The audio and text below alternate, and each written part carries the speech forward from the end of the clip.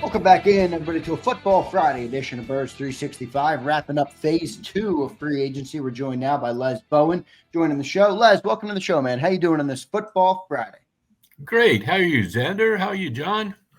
Doing well. Good to see you, buddy. I haven't talked to you in a while, so I'm interested to hear your thoughts on the clearance aisle off season, man. The Eagles have been paying too many people. They know what's coming down the road with Jalen Carter and Nolan Smith and even Quinyon Mitchell, Cooper DeJean, et cetera, et cetera, et cetera. And they had to let some people go. That was difficult. And everybody who's come in less 1 year, very little money. Mm-hmm. What do you think of the clearance aisle off season so far? Well, the main thing that strikes me is you work so long and so hard to win a Super Bowl. And then it's almost like you're like grabbing guys off the parade bus to release or trade them. You know, it just seems so abrupt and so quick. And so I think Josh Sweat even said something in his press conference out in Arizona about how you didn't really get to celebrate the Super Bowl at all. You know, this is true in every sport, I guess. It's nothing new, but we don't win that many championships around here, so it seems odd to us. It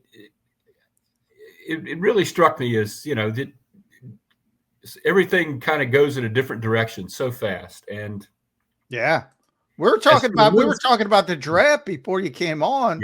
I'm like, I haven't even thought about the draft. It's right. It's when you go that far and you win, and boy, then you're right into free agency. It's amazing how quick it goes. But guys like Milton Williams, I love Milton Williams personally. You know, I went to his football camp, his youth football camp a couple years ago. Developed a little bit of a relationship. I thought he bet on himself. I thought he's such a great story. 26 million is gone. Boom. It from that point, it's so disappointing, but it is just business as usual for the NFL. But the Eagles are on this run, Les. I mean, 3 Super Bowls in 8 years, 2 Super Bowl championships. They probably should have won the third one. I think they played better in the game. They're now they've raised the expectations as an organization, and everybody wants them to go back. Is it legitimate to think that way, or is it fair for the Eagles to say, "Hey, we want to build this thing for the long term"? How do you feel about that? Seize the window versus I want to be more fiscally responsible. Well, I'm conflicted about it, like a lot of people. First of all, I don't think anything that's happened so far takes them out of the realm of contention for the Super Bowl. They aren't as good a team as they were in early February, but they're still a very, very, very good team. And the one thing that they absolutely had to do, which was re-sign Zach Bond, they did. So I'm not like, oh my God, this is, they're starting over again or anything. No, they're not. I do feel, though, there is a lot of focus on the cap 2 years from now and 3 years from now. They would say it's cash. Roseman knows what he's doing. It's the cash. It's not the cap. It's the cash. They spent so much cash up front. Like the Eagles will tell you, over the past decade, their whole philosophy has been cash over cap. So, in other words, they put all those voidable years on the back end and to lessen the cap hit so they could build a better team in the immediate in the immediacy of it. But now it's coming down. They know what's coming down the road. Like Jalen Carter's going to reset the market at defensive tackle. Right. Cam Jurgens is going to be top 5. Go ahead. As far as I don't really understand what their limitations are cash wise, but the cap went up $20 million this year. Yeah. And I think, getting too tied up in what your obligations are going to be 2 years down the road. I mean, obviously Howie Roseman knows this stuff way better than I do, but I can't help but feel Howie was marked by the 2018 experience when he tried to hold on to a bunch of guys who it turned out kept getting hurt and maybe weren't, that wasn't the way to go. That doesn't mean you do everything exactly the opposite this time. I don't think. It's a different team. It's a younger team. And you're very young team. You're getting rid of some guys that, certainly have a lot of good tread left on their tires. I'm still not clear on exactly why CJ Gardner-Johnson had to go. I don't know. Like a lot of people, I understand that we're talking about the most successful organization in the sport. Arguably, you go next to Kansas City or whatever in the last decade. But I would have liked to have seen one or two of those guys stick around. They playing with too much fire, in your opinion, Les? I mean, you just brought up a good point. I think they are. 18 is in their mind, and they're trying to recorrect. But boy, you're asking for a lot of things that are statistically against you to go your way in order to compete next year. When you talk about 1-year deals and all sorts of reclamation projects, do you think they've gone too far, or do you like the approach by Howie? I don't philosophically object to the approach. Like I said, I just feel like maybe one or two of these guys, it would have been good to find a way to keep them around rather than, we've got to get everybody out. Here's the thing.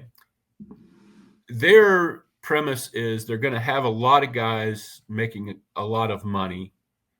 And the rest of the roster is going to have to be people on rookie contracts. So they got all these draft picks stacked up. And they've done historically well in the draft, like the last 3 or 4 years. It's been a phenomenal run. And that's changing. Well, that's what I was going to say. Nobody's that smart. Nobody beats the draft forever and ever and ever every year. And I think a lot of fans are kind of expecting that now. Like, oh, they'll just draft a bunch of great players. First of all, some of those great picks that they've made, they were able to get really high first-round picks one way or another. And that credit to Howie. Jalen Carter was what, 9? Smith was 10. And Davis was 13. Davis was Devontae Smith, they traded up for in the top 10. Credit to Howie for being able to do that. But guess what? The position they're in this year, it's going to be almost impossible to pick in the top 10 or 15. I mean, they'd have to give up a lot to get there. And are they going to just continue to kill the draft year after year after year? That's kind of almost what they're basing this on, is that they will. Maybe not. I hope they do. But even last year, Les, was a lot of things went your way on that defense. Think about it. You had Quinion, Cooper, Zach Bond, Nakobe Dean turned into something. Nolan Smith turned into a lot of stuff went your way last year. It was phenomenal. It was unbelievable. Even guys like Isaiah Rodgers, who's gone now. Warren Burks in the Super Bowl. Yes, and I thought that was going to be a huge problem. I thought that Nakobe got hurt against Green Bay. I thought that was going to be a big issue. And I hadn't really seen much from Oren Burks. He had played some defensive snaps during the regular season and didn't really look that good, frankly. But he had a tremendous playoff. He did. And again, a guy that they just sort of bye-bye. He didn't get a lot of money. I guess that's what I'm saying is I understand, like you were mentioning Milt Williams, and I like Milt Williams a lot as well, but there was a guy that got the money. $26 million. Absolutely. I understand that. Some of these other things, you're looking at the money and you're like, Well, sometimes I do think, Les, that, and as you point out, I feel silly saying it because Howie knows this stuff better than me. But like when they get a guy like Oren Burks, because I'm with you, why wouldn't you want Oren Burks back? Right. Well, when he gets to that second year, they did the same thing with Kaiser White. I remember, hey, they'll like Kaiser White back if it's a 1-year deal, but we can't go to 2 years. Yeah. When it's $2.5 million, who cares? Yeah. But can't you tack dummy years onto that or something? I don't know. Right. Yeah. So I made a don't good know. point. One guy I was a little bit questioning, and it was you, John, who made a very good point about it, was Mekhi Becton. The market was not, I don't think, what he hoped it would be. He got a 2-year deal for not a huge amount of money. And I was thinking, they could have done that. But you made the good point that you can't have an offensive line where everybody is getting paid. Yeah. Even Becton, the money Becton got was substantial, even if it wasn't, $10 million. The market, right? Extraordinary. Yeah. You got to have somebody on that offensive line on a rookie deal or a vet minimum deal. You can't have 5, top. Yeah, and I like their plan because, if you're playing next to Lane Johnson and in between Cam Jurgens, you're probably going to be okay. Whoever you put out there. Yeah, and they keep rotating that position. Yeah. They change that position almost every year for one reason or another. Yeah.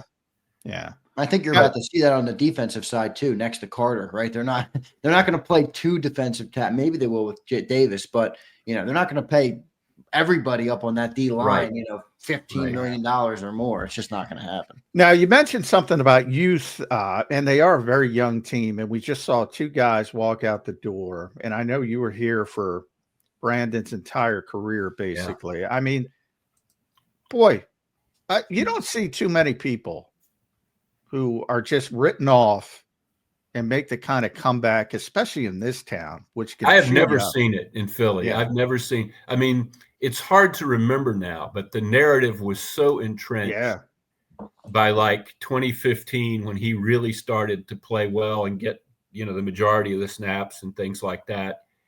It was like written in stone that they had screwed up, that Earl Thomas should have been the pick, and that this guy, he's sort of okay, but he's not really, they kind of screwed that up. And then he became, over the next 3 years, the guy that basically, along with Nick Foles, won the Super Bowl. Yeah. And from that point on, I started noticing after he made that play against Brady in the Super Bowl, it really plugged me into how often he would make the crucial play at the crucial time in a game. He never had unworldly sack numbers or great stats, but they would need something to happen, and Brandon Graham would make it happen. And to me, that's as high a praise as you can give any player. Yeah. You know what I always say, Les, and you remember the days of the conference call. At some point, when opposing coaches had to have conference calls, now they eliminated them as they eliminate everything, but they had to talk to us every week. And whenever it was an offensive coach, they would start with 91 and 55 or 55 and 91. That's all they were concerned with when it came to the Eagles, blocking Fletcher Cox and Brandon Graham. And that's where it all started, when they were doing their game planning. And I heard it week after week after week. And I don't know, at some point, you just started to figure out this guy's really good. But I think because he didn't have those big sack numbers, I think everybody said, he's okay. But everything is so hyper-focused on sacks. And this was one of the best two-way defensive. He could set the edge. He could play the run. He could move inside if they needed him. There were a few years they didn't have that great interior pass rush. They'd move him inside. He'd rush from there. Well, when they played the 3-4, everybody talks about those Chip Kelly years and how Chip was not high on Brandon as he, Chip had disaster. Travis Long. You remember Travis Long. I do. And, it was ridiculous. And that's what everybody focuses on. But the other part of that story is that for 3 seasons, Brandon played outside linebacker in a 3-4, and he played it very well. He was good at that. It wasn't his best. I mean, he was better as a down lineman, but he did that he was very solid in that role. And to me, the Brady play kind of epitomizes Brandon Graham. If you ever go back, I mean, obviously everybody goes back and watches it. you see the still photos, even if you don't watch the video. But if you watch the video, he's being blocked. I mean, it's not like he's around the guy and in Brady's lap right away. He's being blocked, and he fights through the block and lunges. And they hadn't sacked Brady, hadn't hit Brady the entire game. Yeah. There's 2 minutes left. And he gets his hand up there and gets the ball, and that's to me, that's Brandon Graham. Yeah, it's a cliche play, but it really works for BJ. Yeah. 58 minutes into a game where he had not gotten, a lot of people would have just gotten discouraged, or just gotten, frustrated. But I think Brady threw for what, 505? 505. So, and they ran for 5 yards a carry. I mean, the Eagles defense didn't stop a damn. Yeah, Jim Schwartz is still pissed about that game, and he won the Super Bowl. It was horrible. It was just horrible defensively. Great offensively, horrible defensively. Yeah, I bring up Schwartz. Boy, those defensive linemen. Brandon brought it up at his press. They love Jim Schwartz, man. Yeah, Cut Fletcher. They love Jim Schwartz. I think he's a good defensive coordinator. Yeah. They had horrible talent on the back end, pretty much. Well, that's and linebacking. That year the linebacking was sort of okay. It wasn't anywhere close to what they got from Bond. No. This year. It's funny. Jordan Hicks got hurt that year. Yeah. And Nigel Bradham kind of stepped up. Well, and Kendricks, who had been kind of Michael pushed to the side, came up in the playoffs and played well. Yeah. Sort of like we were talking about Oren Burks. But it was, that defense wasn't anywhere close to what they had this year. No doubt. Brandon Graham is an amazing player. And my favorite part about him is that he's an amazing person. These people athletes are humans. I think sometimes people forget that. So it's always good to humanize him. And I think is he your favorite Eagle to cover? It's apropos. Yeah. I mean, he would have to be. I've had some others over the years that I've really enjoyed, but he's got he outlasted them all, Yeah. Well, that's true. He outlasted everybody. Yeah. No infectious personality. Les, I want to ask you about something here. You brought up a good point about kind of, walking a thin line of like, do you get cheaper or did you make some decisions maybe you didn't need to make? You brought up CJ Gardner-Johnson. I thought that was a good one. Well, how about Dallas Goedert? He's a guy that's out there right now. He's being floated around. Could trade him, could cut him. Do they extend him? No, not much guaranteed money left moving forward. I don't want to muddy the question with my thoughts. Where are you on Dallas Goedert? What would you do if you were the Eagles on Goedert moving forward? I would probably extend him. I understand a little bit their unease in that I don't think when they got rid of Zach Ertz, their expectations for Dallas Goedert were, Travis Kelce, George Kittle. For a couple reasons, that has never happened. One would be injuries. Dallas always misses at least a few games every year, sometimes more than a few games. Mm-hmm. The other is, for some reason, I don't think Jalen Hurts is a tight end guy. I don't know why, but he doesn't seem to really look at the tight end as much as he could. I'm not sure if anybody you put in that role is going to be that prolific. I mean, you have A.J. Brown, you have Devontae Smith. That makes sense. And, of course, you're now a run-based offense. Yeah. So the tight end isn't going to have Travis Kelce or George Kittle numbers ever here. Do you pay money for a guy to not be Travis Kelce or George Kittle? I don't know. But I do think, A, Goedert is still very, very capable. B, he's an excellent blocker in this run-based offense. And, I don't see why you wouldn't extend him a year or two if that's amenable to him. I don't know what he thinks about his. I think that's probably your hurdle, right? Or his role. Yeah, that's my perception. There is Dallas probably thinks that this is his last chance to get big guaranteed money because he's post 30. So are there that many teams that are going to lie? I mean, teams. This injury thing is kryptonite to teams. That's true. That's true. He's an over 30 guy who gets hurt a lot. I guess if there might be a bad, poorly run team that's stupid enough to throw a 5-year big money contract at somebody. I'm not 5, but 2 years at significant money. Like, I don't Yeah. think the Eagles would go 2 years at significant money. I think they might go, you know how they do it, Les, they guarantee this year's contract because the guaranteed money's up. So they'll guarantee this year and then kick in maybe 3-4 million next year. There's probably somebody that'll give them 2 full years. Yeah, it just depends on whether you like whether that situation. You know, he has made a lot of money.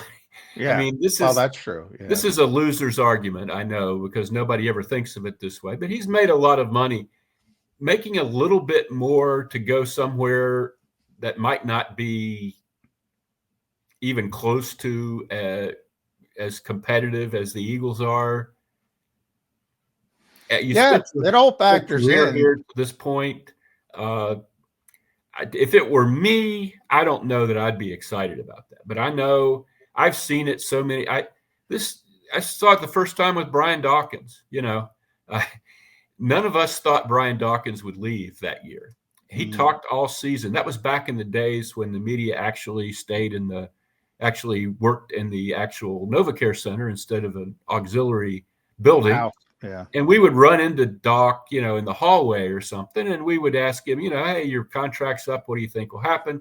He thought he'd be back. You know, I mean, he's not a guy to lie to you. You know, he thought he'd be back. He was thinking, you know, I'm not going to break the bank with this deal. Well, his agent had other ideas. Yeah. Agents have to compete in their field. You know, they're recruiting players and being recruited against by other agents who look at the deals that they've negotiated and an agent will say, look, he only got so-and-so, such and such, you know. And Doc's agent knew he could get him a good bit more money at that time under the 2009 definition of what money was, more than the Eagles were going to commit.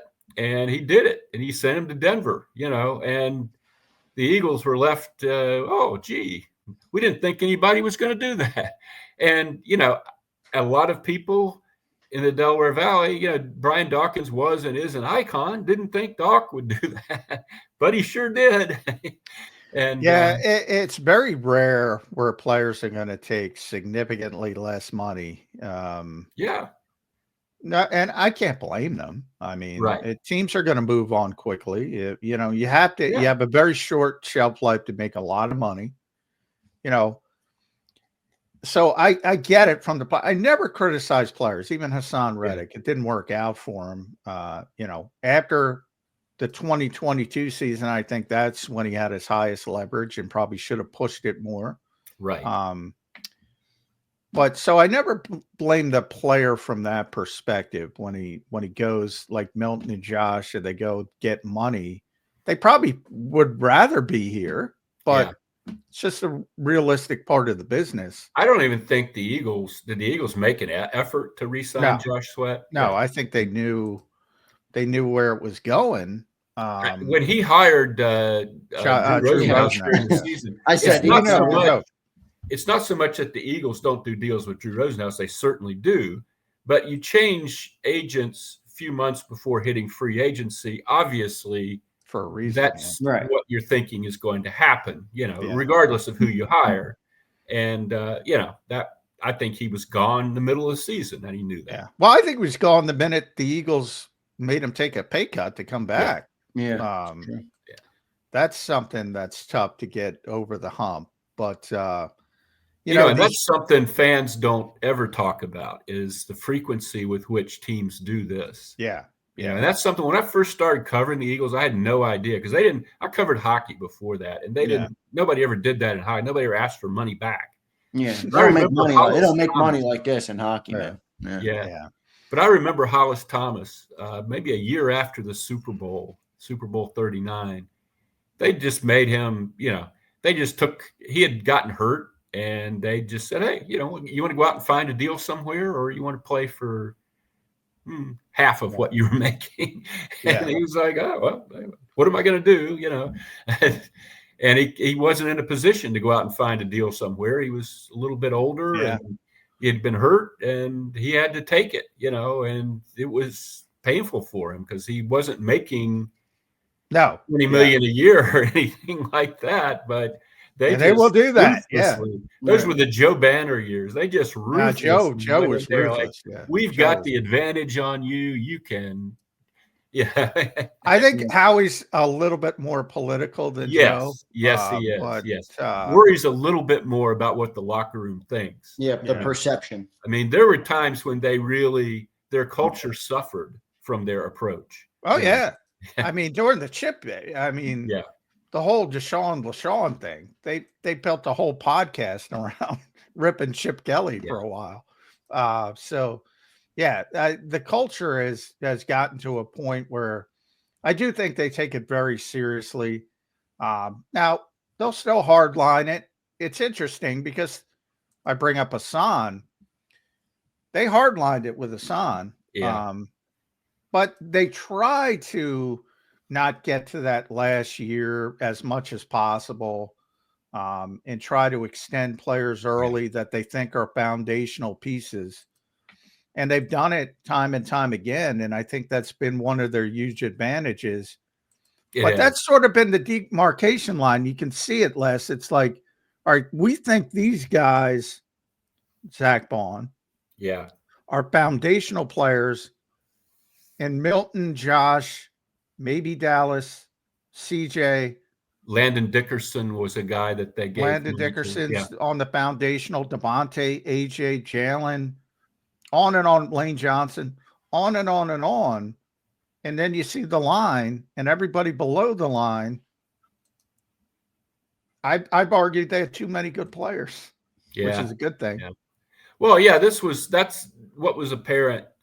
It didn't really, we talked a lot about how good the roster was, but until those final two games, the 55-23 in the NFC Championship game and the 40-6 lead in the Super Bowl, I didn't quite understand because they didn't always play to that level, frankly. Absolutely. Remember the season? No. Yeah, you're right, for sure. If they'd have played like that all year, I think we would have understood. But this was by far the most talented Eagles team ever and one of the more talented Super Bowl winning teams. Yeah. Those two games immortalized this team, Les. Yeah. Those two games. It was incredible. I was having dinner a couple nights ago with Paul Domowich, my wife and me and Damo's wife. And I said to Damo, did you ever think all those years, because Damo covered the Eagles from the mid-'80s. Yeah. Did you ever think you would be sitting there watching the Eagles up 40-6 in the Super Bowl ever against anybody? No. I mean, I was there watching the game, and the stat that blew me away, Les, blew me away. The one thing was defense. 9 consecutive drives. Kansas City with Patrick Mahomes and Andy Reid did not pass midfield for 9 consecutive drives. That was the first time the entire year in the NFL that a team did not pass the 50 in 9 consecutive drives in the Super Bowl. Yes. And we blew up the defense. Why does that not work? Why does that not sound right to me? You know, that's the NFL. You pay the offense, and hey, they go figure it out. The defense throttles Mahomes and Andy Reid in the Super Bowl, and half the defense walks out the door, and the whole offense is impact. Damo, you bring up Damo. Damo would appreciate this, Les. You've been around sports, different sports, government a long time. I don't know from your perception. My perception is when somebody has this big reputation, they almost invariably never live up to it because people make them out to be almost mythical creatures. Yeah. Vic Fangio was undersold. Yeah. Well, there was a lot of, I remember very well the conversation last offseason, which was, and Jimmy Kempski did a good job of coming up with all this. The Fangio defenses in 2023, the defenses run by his accolades, they were all bad. Yeah. Because And they're there not was a him. lot of talk that the Fangio system, which had been dominating the league for a while, was kind of, that maybe that was like yesterday's news, that it wasn't really, that the offenses had kind of like the West Coast offense, it was no longer something new and different and unstoppable. It had gone, the other side of the ball had evolved. And that the teaching that went on, the improvement of some of these players was just phenomenal. To me, that's what it is, Les. It's the teaching. It's not the scheme. It's the teaching of the scheme. But Vic said, and we all did a double take in it was in training camp last year when he was talking about sort of all his acolytes, whether he trained them or they just copied him from afar. And he was like, no, he doesn't tell them everything. Yeah. he doesn't give them the keys to the kingdom.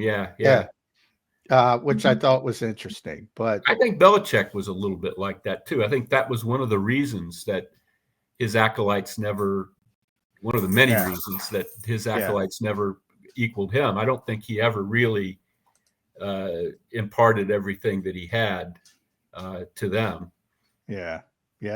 At Les Bowen, make sure you follow Les on X platform there, PHLY_sports. You can read him there. He's doing a tremendous job. One of the greatest of all time, in my estimation. Love catching up with Les Bowen. Well, thank you. It's good to see you, buddy. Great to see you guys. Yeah. That's great having you on, man. We appreciate it so much, and we'll talk to you again soon. All right, brother? I hope so. Thanks a lot. Have a good weekend. Yeah, thanks, you Les. too. Thanks, Les. There's Les Bowen joining the show here on JAKIB Sports. We appreciate him here on this special Friday edition of Birds 365. Try to make good takeaways there from Les. I love talking to him because he has a good way to encapsulate or discuss a wide range of topics in a very clear way. But interesting takeaways from him. And then we kind of recap the season, and I'm like, boy, are they making the right moves with blowing up this defense? And I was watching. I told you I watched the mic'd up the other night of the Eagles, and I'm like, this defense was insane. I mean, even in the Super Bowl, we could build the 17-0 lead because of the defense, not because of the offense. Not only in this era to be as dominant as they were defensively, when everything is shifted towards the offense. Let's be honest. We talk about it all the time. That's why NFL teams value offense more. Part of it is obviously quarterback is the most important player. That's the most obvious reason. But, the league wants offense. And most people are entertained by a bunch of points. So that's always has been their philosophy. And when there's a rule change, it almost inevitably helps the offense. And so in this era, you can go back to the 70s. There was a lot of great defenses. And the old adage back then was, good defense beats good offense. I think it's the exact opposite today. For the most part. And the Eagles were able to overcome. The Eagles won the Super Bowl in such a strange way. They don't throw the ball a lot. Mm-hmm. They ran for 2,500 yards. They played good defense. It was almost like 1970s football in this era, which is amazing. But even after the Eagles saw it, and they might be, as Les pointed out, you can make an argument for Kansas City, but they might be the smartest organization in the NFL. And even after what they went through and what they saw, they still want to pay the offense. Because long term, now it's going to change a little bit with Jalen Carter, maybe Nolan Smith, maybe Jordan Davis, maybe Quinyon Mitchell, maybe Cooper DeJean, and it evens out. But you start to wonder, who are they not going to pay? Lane's going to retire at some point, but it's not like they don't want to find a right tackle. They pay Jordan Mailata. They're going to pay Cam Jurgens. They pay Landon Dickerson. They pay Saquon. They pay AJ. They pay Devontae. They pay Dallas. We'll see if that continues. They pay everybody on offense. There's going to have to be some difficult decisions. People aren't ready for those conversations yet, John. You talk about some conversations people aren't ready for. They are not ready for the conversations that will come when the that's where you got it. That's where the draft becomes so important because you got to like the next right tackle. You got to repopulate that in the draft, probably. And you'll have that 3-4 year window where you're not paying major money, but your ultimate goal is to pay them major money because that means they're really good.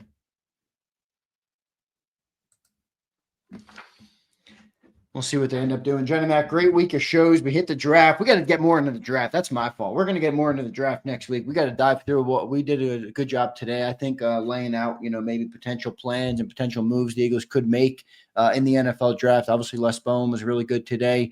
We'll see what they do. But John, your final thoughts on this Football Friday edition of Birds 365, brother? Yeah, we're maybe you'll see a trickle or two. I think, the Eagles are going to be very cognizant of not affecting the compensatory picks. So I don't think you're going to see any, if you see any, and I don't want to call them big money, but I'm talking about 1 year, $7-8 million deals. That's probably not going to come until after. It doesn't affect the compensatory picks. So we might be heading into that phase of the offseason. Can always be a 1 year, $2 million player, but that's not going to, move the needle that much. Justin Simmons is a guy you're probably going to have to wait for, is what I'm saying, because he's going to get some money, not break the bank, but and he might be willing to wait. I'm not as in on Justin Simmons as a lot of Eagles fans are. Well, you shouldn't be. I mean, I should or shouldn't be. Shouldn't, big name. Yeah, I mean, he wasn't. I don't even think he was that good last year, was he? He didn't grade out. He was okay.